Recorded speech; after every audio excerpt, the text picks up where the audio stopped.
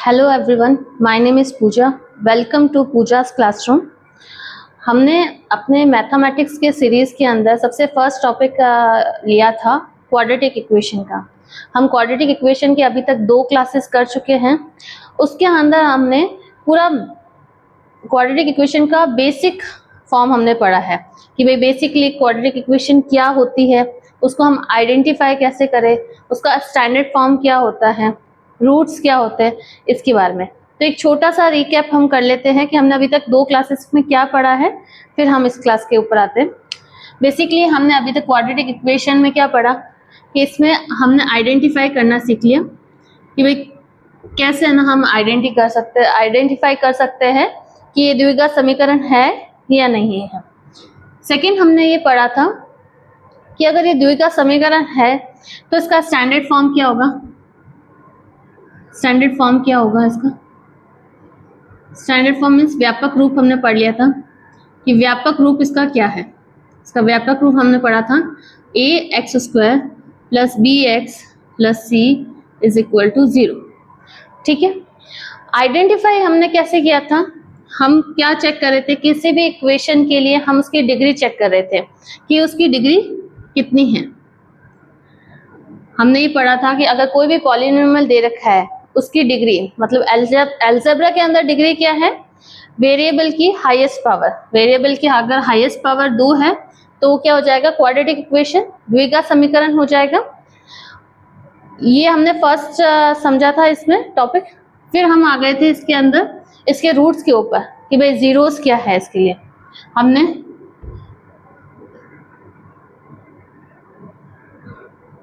हमने इसके रूट्स पढ़े थे, जीरोस पढ़े थे, या हम इसको बोलेंगे मूल, कि भाई इसके कितने मूल होते हैं। तो हमें पता है कि 2 घात है, डिग्री 2 है, तो इसके मूल भी कितने होंगे? 2। उसको हमने कैसे डिनोट किया था? एक अल्फा होता है, एक बीटा। इसके बाद हमने प्रीवियस क्लासेस में ये समझा है कि भाई ये हमारे पास में इक्वेशन दे रखी है स्टैंडर्ड फॉर्म में, तो अगर इसके 2 रूट्स है अल्फा एंड बीटा, तो उसको फाइंड आउट कैसे किया जाएगा। तो उसके अंदर हमने 2-3 मेथड्स पढ़े थे। सबसे पहला बेसिक गुणनखंडीय विधि पढ़ ली है हमने कि मिडिल टर्म स्प्लिटिंग भी बोल सकते हैं हम इसमें इंग्लिश में।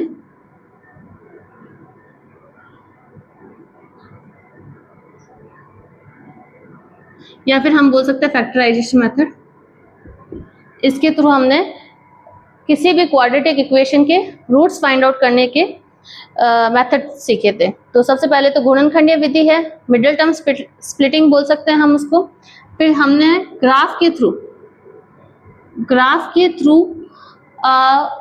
क्वाड्रेटिक इक्वेशन के रूट्स फाइंड आउट करने के मेथड देखे थे कि हम किसी भी ग्राफ को देखें और उसके बाद में उस इक्वेशन के मूल फाइंड आउट कर सके। मैंने ये बताया था कि ग्राफ कैसा होता है?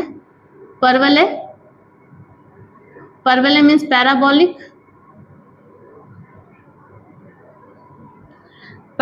होगा। इस ग्राफ के अकॉर्डिंग मैंने a की वैल्यू बताई थी, a ग्रेटर देन होगा 0 या लेस देन 0 होगा। उस ग्राफ को देख के हम समझ सकते हैं अगर अपवर्ड है तो ग्रेटर देन 0 होगा और अगर डाउनवर्ड है तो लेस देन 0 होगा। ये हम पढ़ चुके हैं। इसके बाद में हम अल्फा और बीटा के साथ में रिलेशंस पढ़ चुके हैं कि भाई अगर हमें अल्फा और बीटा दे रखा है और अगर हमें कोई new quadratic equation find out करनी है तो उसके लिए हमने फॉर्मूला देखा था x² minus sum of zeros into x plus multiplication of zeros equal to 0।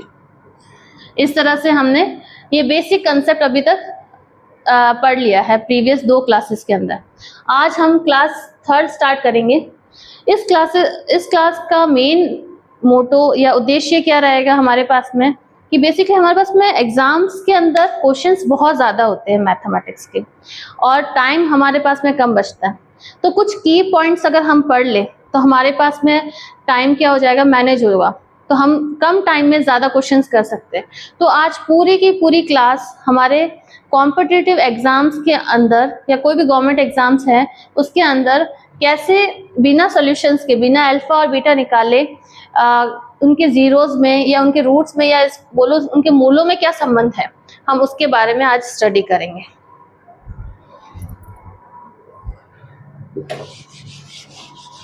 आज हम स्टैंडर्ड फॉर्म्स या कोई भी इक्वेशन दे रखी है उसको देख के पता कर सकते हैं कि भाई मूल धनात्मक है, मूल ऋणात्मक है, या मूल परिमेय है या अपरिमेय। परिमेय मीन्स रेशनल या इरेशनल नंबर से क्या है, उसके बारे में हम उसको देख के आइडेंटिफाई कैसे कर सकते हैं। तो उसके लिए कुछ छोटे मोटे की टर्म्स हैं, पॉइंट्स हैं, हमें याद रखने की जरूरत रहेगी। उससे क्या होगा, हमारा टाइम कंज्यूमिंग जो हो रहा है, हम पूरे टाइम के अंदर सारे क्वेश्चंस नहीं अटेम्प्ट कर पा रहे, तो अगर हम किसी भी क्वेश्चंस को के अंदर टाइम बचा रहे हैं तो वो बिल्कुल हमारे कंपटीशन एग्जाम्स के सिलेक्शन की तरफ हमें लेके जाता है।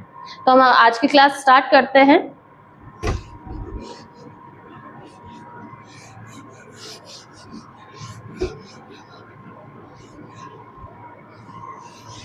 इस क्लास में हमारे पास में क्या है कि सबसे बेसिक हमें स्टैंडर्ड फॉर्म तो पता ही है, हम पढ़ चुके हैं। स्टैंडर्ड फॉर्म क्या है इसका, ax² plus bx plus c is equal to 0। ठीक है, अब हमें ये भी पता है कि इसके दो मूल होंगे, दो रूट्स होंगे, वो होंगे एक अल्फा एक बीटा। हम इसको डिनोट कर रहे हैं सिंबल के तौर पे।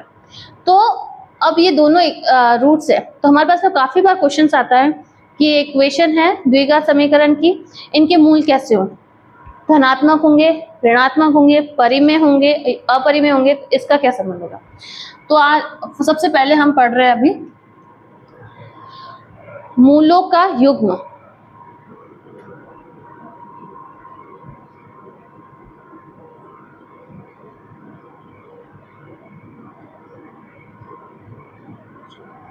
मूलों का युग्म या फिर हम बोल सकते हैं पेयर ऑफ रूट्स।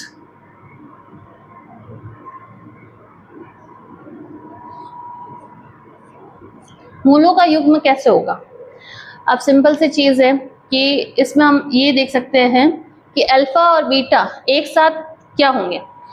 कोई भी हमें इक्वेशन दे रखी होती है तो ये हमारे पास में जरूरी है कि दोनों मूल क्या होते हैं, या फिर रियल होंगे या फिर इमेजिनरी होंगे।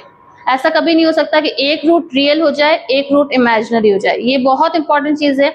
वन लाइन में क्वेश्चन में आता है, कोई क्वेश्चन सोल्यूशन की जरूरत नहीं है। हमें एक पॉइंट याद रखना है कि मूल के दोनों कैसे होंगे, दोनों या फिर क्या हो सकते हैं रियल, ये दोनों ही क्या होंगे इमेजिनरी। इमेजिनरी नंबर मतलब कि ऐसा नहीं हो सकता कभी भी कि एक रियल हो जाए और एक इमेजिनरी हो जाए, ये कभी भी नहीं होगा। इसमें भी पॉइंट्स है कि ऐसा क्यों नहीं हो सकता। सबसे पहले हम इसको लिख सकते हैं,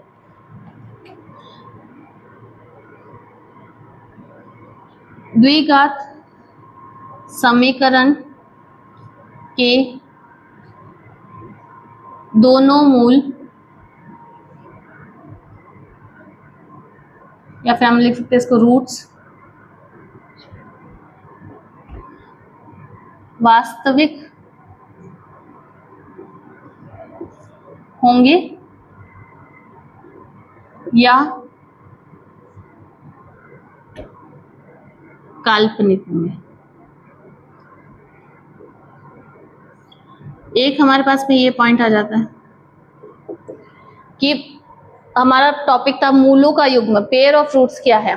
पेयर ऑफ रूट्स मतलब दोनों रूट्स को अगर हम साथ में देखें तो क्या है कि अगर कोई भी क्वाड्रेटिक इक्वेशन का हम सॉल्यूशन करते हैं तो उनके दोनों रूट्स या फिर रियल नंबर में होंगे या क्या होगा इमेजिनरी नंबर होगा। ब्रैकेट में आप लिख दो, कभी भी एक मूल वास्तविक और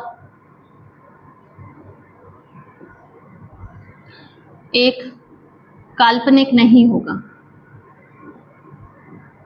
काल्पनिक नहीं होगा।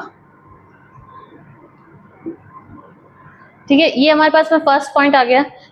आप चाहे तो साथ साथ में नोट डाउन कर सकते हैं, अदरवाइज आप एक बार वीडियो को पॉज करके इसका स्क्रीनशॉट लेके भी लिख सकते हैं।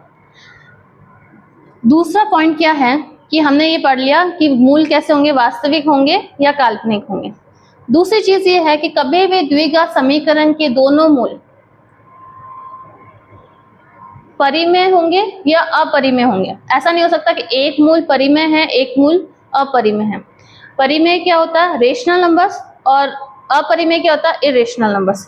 अगर कोई बच्चा भूल रहा है, कोई स्टूडेंट भूल रहा है कि परिमेय क्या होता है, अपरिमेय क्या होता है, वैसे नंबर सिस्टम्स के अंदर हम ये पूरा पढ़ते हैं कि किस किस टाइप्स के नंबर्स होते हैं, रियल नंबर्स होता है, इमेजिनरी, होल नंबर्स, ये सब पढ़ते हैं। तो अभी मैं एक बार शॉर्ट में आपको बता देती हूँ परिमेय और अपरिमेय नंबर्स की संख्या क्या होती है।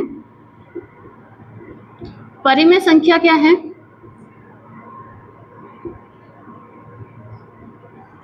और अपरिमेय क्या है।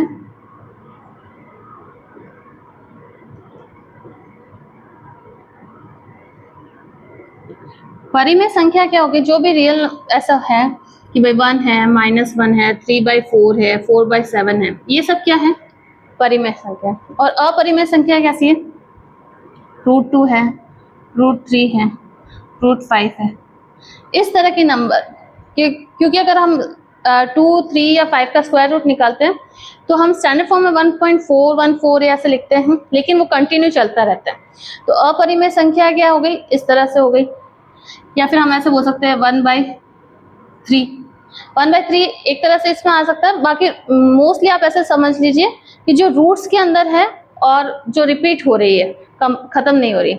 ये मैं छोटा सा इंट्रोडक्शन दे दिया कि अगर किसी बच्चे को क्लिक नहीं हो माइंड में कि परिमेय और अपरिमेय संख्या क्या है, तो इस तरह से परिमेय संख्या मीन्स रेशनल नंबर है, रेशनल नंबर्स, और अपरिमेय संख्या क्या है, इरेशनल नंबर।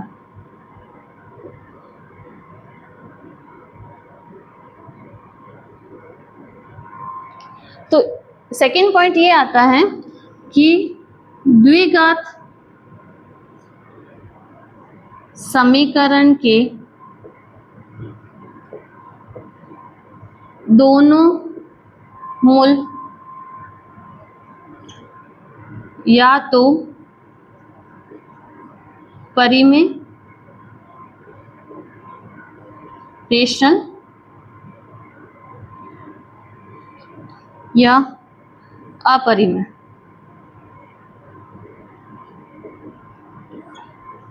इरेशनल संख्या होगी। मतलब कहने का ये बात है कि ऐसा नहीं हो सकता कि एक रेशनल हो जाए एक इरेशनल हो जाए, दोनों या फिर रेशनल होगी या दोनों क्या होगी, इरेशनल नंबर्स होंगे। ठीक है, तो आप चाहे तो ये नोट डाउन कर दीजिए, या फिर आप एक बार वीडियो पॉज करके इसको स्क्रीनशॉट भी ले सकते हैं। तो मूलों का युग्म या पेयर ऑफ रूट्स में हमें ये 2 पॉइंट समझ में आ गए, लेकिन इसमें भी एक पॉइंट है जो बहुत इंपॉर्टेंट है कि ये सब कब एप्लीकेबल होगा हमारे लिए, ये दोनों पॉइंट्स कब एप्लीकेबल होंगे, जब A, B और C तीनों क्या हो, परिमेय संख्या हो या वास्तविक संख्या।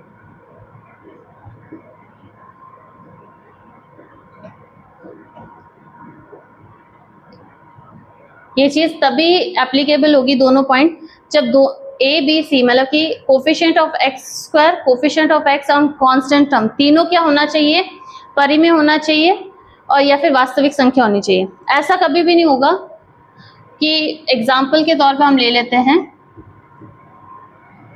कि मैंने एक एग्जाम्पल लिख दिया x square plus √2x plus 5 या 1 लिख देती हूँ मैं इज इक्वल टू 0। तो इसके लिए ये चीज हम एप्लीकेबल नहीं कर सकते। क्यों? क्योंकि यहाँ पे एक संख्या क्या आ गई है हमारे पास में, अपरिमेय आ गई है। इसके लिए हमेशा क्या होनी चाहिए, तीनों संख्या परिमेय होनी चाहिए। जैसे मैंने मान लिया 3x square minus 2x plus 1 is equal to 0। अब ये चीज है, इसके लिए हम क्या कह सकते हैं कि ये क्या है, परिमेय संख्या है, रेशनल नंबर है, ये भी रेशनल नंबर है और ये भी रेशनल नंबर है, साथ ही तीनों वास्तविक है, ये भी वास्तविक संख्या है, ये भी वास्तविक संख्या है, ये भी वास्तविक संख्या है। वास्तविक संख्या मीन्स रियल नंबर, वास्तविक संख्या मीन्स रियल नंबर है, ठीक है। तो इसके लिए हम कह सकते हैं कि क्या होना चाहिए, दोनों रूट्स क्या होंगे, या फिर वास्तविक होंगे या काल्पनिक होंगे, और दोनों ही क्या होंगे, या फिर परिमेय होंगे या अपरिमेय होंगे। ऐसे इक्वेशन के लिए ये दोनों पॉइंट्स एप्लीकेबल है। इस तरह की इक्वेशन आ जाएगी जिसमें अपरिमेय संख्या आ जाए या काल्पनिक संख्या आ जाए। काल्पनिक संख्या के तौर पे मैं लिख सकती हूँ एक्स स्क्वायर प्लस √2 आयोटा लिख दिया मैंने।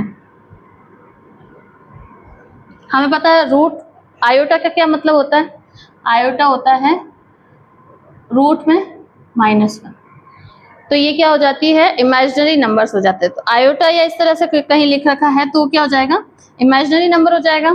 तो इसके लिए ये दोनों पॉइंट्स हमारे पास में एप्लीकेबल नहीं होंगे। तो मूलों का युग्म के लिए दो चीजें हमने देखी है कि सबसे पहले जो हमें इक्वेशन दे रखी है उसमें A B C मतलब तीनों गुणांक हमारे पास में परिमेय हो, रेशनल नंबर्स हो और रियल नंबर्स हो, रेशनल एंड रियल नंबर्स होने चाहिए।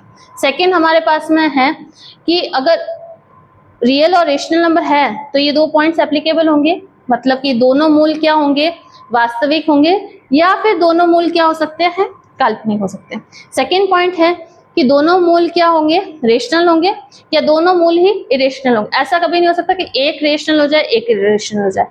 तो ये हमारा आज का फर्स्ट टॉपिक हो गया मूलों का युग्म। ये हम पॉइंट इसलिए पढ़ रहे हैं कि अगर सीधा हमारे पास में इक्वेशन आए, हमारे पास में ऑप्शंस में ये आ जाए कि मूल किस तरह से वास्तविक है, काल्पनिक है या क्या है, तो उसको देखने के लिए हमें ऐसा नहीं है कि हम पूरा सॉल्व कर रहे हैं श्रीधराचार्य मेथड मतलब क्वाड्रेटिक इक्वेशन लगा रहे हैं, फॉर्मूला लगा रहे हैं और उसको सॉल्व करके फिर हम फाइंड आउट कर रहे हैं। हम डायरेक्ट फाइंड आउट करेंगे तो हमारे पास में क्या होगा, टाइम सेव होगा, तो उस टाइम को हम दूसरे क्वेश्चंस को सॉल्व करने के लिए यूज कर सकते हैं। तो ये कुछ सिंपल से पॉइंट्स है जो हम याद रख सकते हैं। तो एक बार आप इसको स्क्रीनशॉट ले लीजिए, फिर मैं नेक्स्ट टॉपिक करवाती हूँ।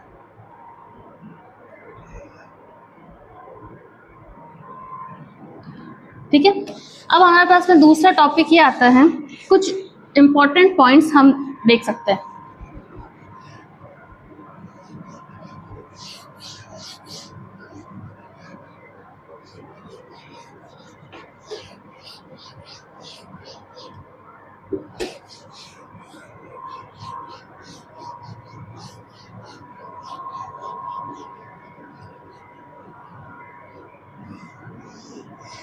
कुछ स्पेशल केस देखे हैं हम।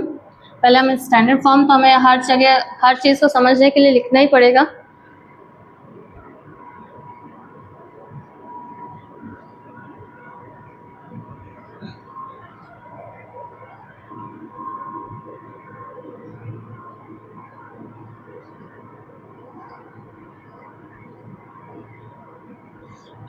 स्पेशल केसेस क्या है, केस के अंदर कुछ पॉइंट ऐसे होंगे जिसको देख के हम रूट्स के बारे में कुछ आइडेंटिफाई कर सकते हैं कि रूट्स किस तरह के होंगे, क्या होगा क्या नहीं होगा। सबसे पहले हम पीछे से चलते हैं इसके कांस्टेंट टर्म। अगर हमारे पास में ये c की वैल्यू ही ना हो, मतलब c की वैल्यू 0 हो जाए तो क्या होगा, c = 0 हो जाए तो क्या होता है हमारे पास में। सिंपल सी चीज है, हम पहले रटने से पहले हम कंसेप्चुअल भी समझते हैं कि अगर c की वैल्यू 0 करती है तो क्या होगा, ax² + bx + 0। c को हमने 0 कर दिया तो ये है, तो ax² + bx = 0, ये हमारे पास में बचता है। अब इसको हम कैसे सॉल्व कर सकते हैं, सिंपली हम ये सॉल्व कर सकते हैं, x कॉमन ले लिया, ax + b = 0। तो हमारे पास में x की वैल्यू क्या आ गई, 0, और इसको भी हम 0 करें तो ax + b = 0 होगा। तो x की वैल्यू कितनी हो जाएगी, ये +b है इधर आके -b, ये a मल्टीप्लीकेशन में इधर आके डिवाइड। तो सभी स्टूडेंट्स ऐसा मोस्टली याद करते हैं कि c = 0 होगा तो द्विघात समीकरण का एक मूल 0 होगा और एक मूल -b/a। तो ये हमें याद करने की जरूरत ही नहीं है, क्योंकि अगर हमें सिंपल सी चीज़ है। ये चीज़ हमें नोटिस करने के लिए है कि अगर c बराबर 0 है तो हम 0 कर देंगे, तो एक मूल क्या हो जाएगा 0, एक मूल क्या हो जाएगा माइनस बी बाई। ये एक चीज़ कब काम आएगी, इन केस हमारे पास में कुछ नंबर्स के साथ क्वाड्रेटिक इक्वेशन दे रखा है, तब तो हम सॉल्व कर सकते हैं इस तरह से। अगर नहीं देखे, ये ऐसे ही अल्फाबेटिकली हमें दे दिया, तो हम क्या करें, तो ये छोटी सी चीज़ हम याद कर सकते हैं कि अगर c बराबर 0 है तो द्विघात समीकरण का एक मूल 0 होगा और दूसरा मूल minus b by a. Minus b by a क्या है, minus of coefficient of x upon coefficient of x square. ठीक है, तो ये हम लिख सकते हैं लैंग्वेज में भी, if constant term is 0 then 1 root equal to 0, another is equal to minus b upon a. Simple सी चीज़ है कि c की वैल्यू 0 होगी तो दोनों मूल क्या होंगे, एक मूल 0 हो जाएगा, एक मूल माइनस बी बाई ए। ये हमारे पास फर्स्ट केस आ जाएगा। बेसिकली आज पूरा क्लास हमारे पास में कॉम्पिटिटिव एग्जाम्स के अंदर क्या पॉइंट हमें ध्यान रखना है उसके ऊपर है, क्योंकि प्रीवियस 2 क्लासेस में हमने बेसिक पढ़ लिया है। अगर कोई भी बच्चा नहीं पढ़ा है तो प्लीज़ उस क्लासेस को देखिए, लाइक कीजिएगा, शेयर कीजिएगा और सब्सक्राइब भी कीजिएगा। तो आप स्क्रीनशॉट ले लीजिए या लिख लीजिए 2 मिनट। ठीक है, अब नेक्स्ट सेकंड टॉपिक क्या रहेगा कि हमने बोला था पीछे से स्टार्ट कर रहे हैं, अगर c बराबर 0 हो गया तो क्या होगा। तो हमने ये कंडीशन पढ़ ली, c बराबर 0 होगा तो एक मूल 0, एक मूल माइनस बी बाई। फिर हम आगे आते हैं, अगर b की वैल्यू 0 हो गई, मतलब कि कोफिशिएंट ऑफ x क्या हो गया 0, मतलब कि x का टर्म ही नहीं रहा, तो क्या होगा।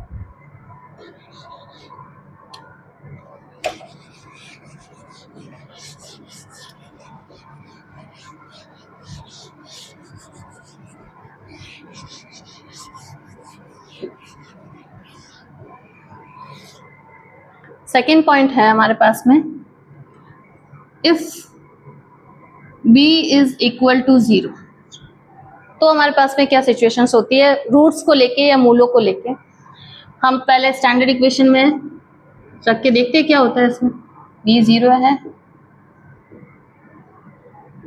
0 को किसी से भी मल्टीप्लाई करेंगे तो वो 0 हो जाएगा, तो ये टर्म हमारे पास में रहेगा ही नहीं, तो ax square plus c is equal to 0, ये चीज हो जाएगी। अब हम क्या ले सकते हैं, ax स्क्वायर तो ऐसा, ये क्या हो जाएगा माइनस सी, तो एक्स स्क्वायर कितना हो जाएगा माइनस सी अपॉन ए।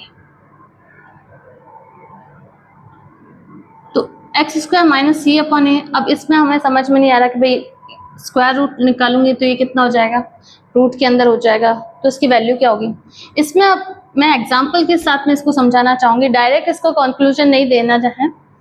मैंने लिख दिया 2x स्क्वायर प्लस 1 या माइनस 1 इज इक्वल टू 0, तो एक्स स्क्वायर कितना हो जाएगा माइनस 1 का इधर आके प्लस 1 बाई 2। ठीक है, तो ये x की वैल्यू कितनी हो जाएगी प्लस माइनस 1 अपॉन रूट 2। मुझे पता है और आप सबको भी पता होगा कि स्क्वायर रूट यहाँ से स्क्वायर यहाँ से हटेगा तो यहाँ पे स्क्वायर रूट आएगा, स्क्वायर रूट आएगा तो यहाँ पे एक बार प्लस और एक बार माइनस आ जाएगा इस तरह से। तो एक हो जाएगा 1 अपॉन रूट 2 और एक क्या हो जाएगा माइनस 1 अपॉन रूट 2। ये दो मूल हो जाएंगे, दोनों वास्तविक हैं, दोनों मूल हो जाएंगे। और हमने क्या देखा, एक प्लस में है और एक माइनस के अंदर है। इसी तरह से मैंने एक एग्जांपल अभी मैं लिखती हूँ। अगर यहाँ पे प्लस होता है 2x square plus 1 is equal to 0, ठीक है, तो ये प्लस 1 उधर जाके क्या हो जाएगा माइनस 1, तो एक्स स्क्वायर कितना हो जाएगा माइनस 1 बाई 2। ठीक है, अभी मैंने एक चीज बताई थी, अगर मैं आयोटा लिखती हूँ तो आयोटा का मतलब क्या होता है माइनस रूट का माइनस 1। ये एक इमेजिनरी नंबर है, क्योंकि हमें पता है कि रूट के अंदर कभी भी नेगेटिव नंबर नहीं हो सकता। ठीक है। तो अगर हम इसको देखेंगे तो क्या हो जाएगा, स्क्वायर रूट लेंगे -1/2, स्क्वायर रूट लिया तो प्लस और माइनस दोनों आ जाएगा। तो इसको हम कैसे लिख सकते हैं, प्लस माइनस रूट में -1 को हम क्या लिख सकते हैं, आयोटा अपॉन रूट 2। तो इस इक्वेशन के लिए दो रूट्स क्या हो गए हमारे लिए पास में, एक तो हो गया x equals to iota upon root 2 और एक के लिए होगा x equals to minus iota upon root 2। ठीक है, तो इसमें भी क्या है, एक प्लस में है और एक माइनस में है। तो इससे हमें हमारा क्या कंक्लूजन निकलेगा, क्या रिजल्ट निकल रहा है कि अगर b बराबर 0 है तो दोनों रूट क्या होंगे, अपोजिट सिंबल के होंगे, सेम होंगे और अपोजिट साइन के होंगे। जैसे यहाँ पे किया तो ये प्लस का, ये माइनस का, ये प्लस का, ये माइनस का। इससे हमें एक चीज और जो हमने पहले पढ़ी है जस्ट इससे पहले, पेयर्स ऑफ फ्रूट्स के लिए, तो उसमें भी हमने पढ़ा था या फिर दोनों क्या होंगे, रियल नंबर्स होंगे या दोनों क्या होंगे, इमेजिनरी। एक रियल और एक इमेजिनरी नहीं है, दोनों इमेजिनरी नंबर है इसके लिए और दोनों रियल नंबर है इसके लिए। ठीक है, एक बार आप इसका स्क्रीनशॉट ले लीजिए। इसका स्टेटमेंट मैं यहाँ लिख देती हूँ साइड में कि ऐसी कंडीशन के अंदर क्या होगा, दोनों मूल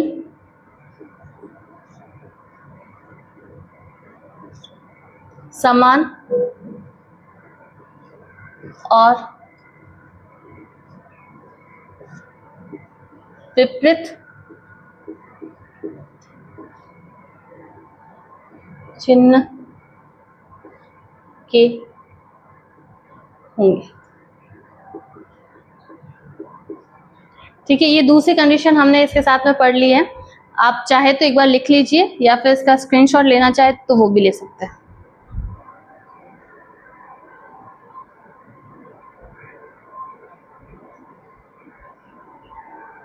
ठीक है, ये सेकंड केस हमने पढ़ लिया है। तो मैंने ये बोला था, हम पीछे से यहाँ से शुरू किया तो हमने सबसे पहले कांस्टेंट टर्म को 0 कर दिया, फिर सेकंड हमने कोफिशिएंट ऑफ x को 0 कर दिया, मतलब b को 0 कर दिया। तो अब नंबर किसका आ रहा है, a को 0 करना था। तो a को 0 करेंगे तो क्या होता है, देखते हैं।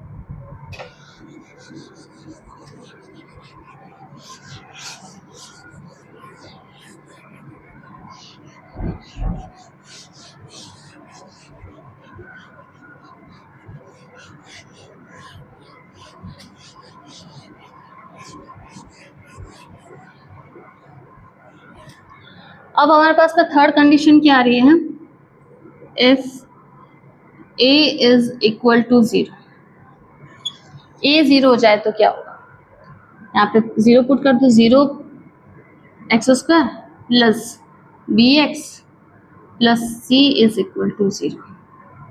ठीक है, तो 0 से मल्टीप्लाई करने के बाद में ये तो टर्म्स खत्म हो गए, हमारे पास में रही नहीं, चली गई। अब क्या बचा, b x plus c is equal to 0। ठीक है, तो x की वैल्यू कितनी आ गई, माइनस सी, ये प्लस का सी इधर आके माइनस के सी अपॉन बी हो गई, ये चीज हो गई। तो दूसरा रूट कहाँ गया, सिंपल सी चीज है कि अगर ये पोर्शन ही 0 हो जाता है तो ये क्या पीछे बच गया, लीनियर इक्वेशन, लीनियर इक्वेशन बच गई। तो हमारे पास एक सोल्यूशन आ गया माइनस सी अपॉन बी। तो अब ऑप्शंस के अंदर एक गेम हो जाता है हमारे पास में, काफी बार हम समझ नहीं पाते, हम सोचते हैं ये लीनियर इक्वेशन हो गई है कि अगर x की वैल्यू, a की वैल्यू 0 होगी तो रूट क्या होंगे, इसके मूल क्या होंगे, तो हम बोलते हैं a के मूल होगा और माइनस सी बाई बी होगा। नहीं, इसमें हम लिखेंगे कि इसमें दो मूल होंगे, एक मूल माइनस सी बाई बी होगा और दूसरा मूल होगा इनफाइनाइट। इनफाइनाइट मतलब अनंत। ये इंपॉर्टेंट चीज है, तो ये हम लिख देंगे, if a is equal to 0 then one root of equation is